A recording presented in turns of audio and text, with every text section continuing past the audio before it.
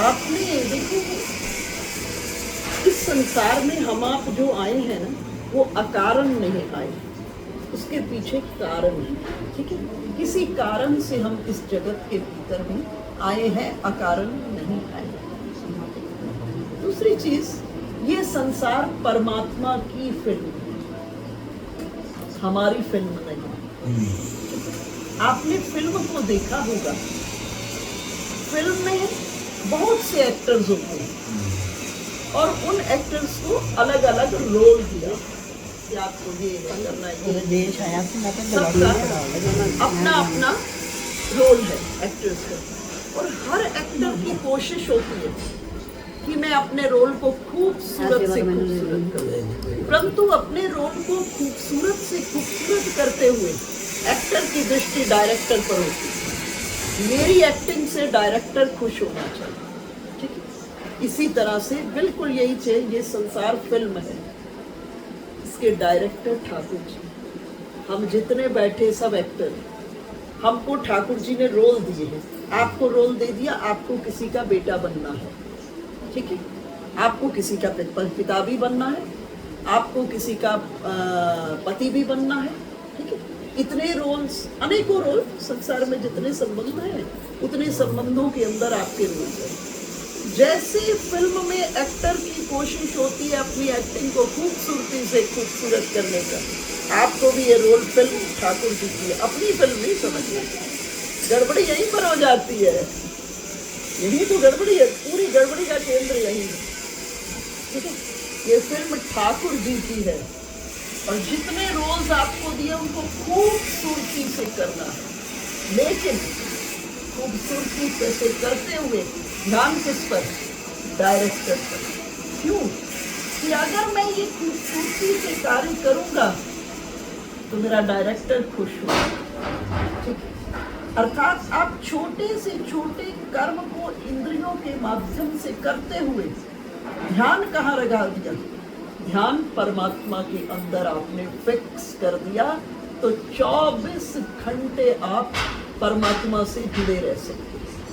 देखो, आप इस जगह मुझसे प्रश्न कर सकते हो कि अगर 24 घंटे हम नहीं 24 घंटे प्रभु के चिंतन में रहते हैं, तो मुझे तो अपनी दुकान भी चलानी है, अपना ऑफिस भी चलाना है, अपने संबंधों का निर्वाहन करना है, वो मैं कैसे करूँ? ये प्रश्न आपका हो सकता है। तो इस जगह मैं कहूँगी आप अपने को ध्यान से देखो, आप अपने को ध्यान से देखो। ठाकुर जी ने इस शरीर में आपको 2 फैकल्टीज दी, एक मन दिया है, एक बुद्धि दी। बुद्धि प्रभु ने संसार के कार्य करने के लिए और मन अपने से प्रेम करने के लिए, अपने ध्यान के लिए। बस इस 2 के बैलेंस को आपने जाना। मन के माध्यम से निरंतर ईश्वर के साथ जुड़े रहना है और बुद्धि के माध्यम से संसार के काम करते रहना। इसको आप अभी समझो। जैसे यहाँ मैं बैठी हूँ, इन बाहर की आंखों से मुझे देखना आपकी मजबूरी है। ठीक है, इन बाहर के कान से मुझे सुनना आपकी मजबूरी है इस समय, लेकिन इन बाहर की आंखों से मुझे देखते हुए आप जरा मन की आंखों से अपने घर को देखो, देख सकते हो कि नहीं? देख सकते हो। ठीक है, बिल्कुल इसी प्रिंसिपल को फॉलो करना। जब मन की आंखों से अपने घर को देख सकते हो, तो मन की आंखों से अपने ठाकुर जी को भी देख सकते हो 24 घंटे। आपको इस बैलेंस को अचीव करना। 2 शब्द हैं, एक है मनमानी, एक बुद्धिमानी। संसार बिना बुद्धिमानी के चल ही नहीं सकता, और भगवान से जब तक मन से नहीं जुड़ोगे संबंध बन ही नहीं सकता। और अक्सर हम उल्टा करते हैं, अक्सर उल्टा करते हो आप, हम आप सब।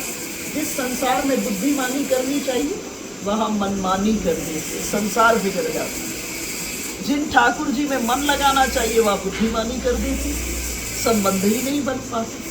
तो इन 2 के बैलेंस को अचीव करो। ये जितना सुदृढ़ आप कर लोगे, आप इसको प्रैक्टिस कब करो?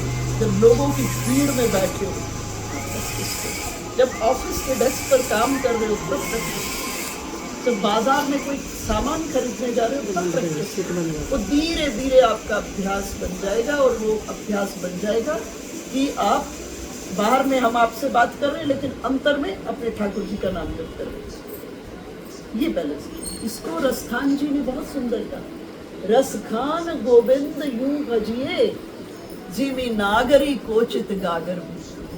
पुराने समय में कुएं से स्त्रियां जल भर के लाती थी, दो दो चार चार खड़े सिर पर, एक मटका काख में दबाकर, एक हाथ से बाल्टी पकड़े हुए, साथ में सहेलियां चल रही हैं, उन सहेलियों से मुंह से बातचीत कर रही है, आंख से रास्ता देख रही है, कान से सहेली की बात सुन रही है, लेकिन ध्यान कहाँ पड़ा है? सिर पर पड़े हुए मटके से। एक क्षण को भी ध्यान इधर उधर होगा, मटका जमीन पर गिरकर यही जागृत है।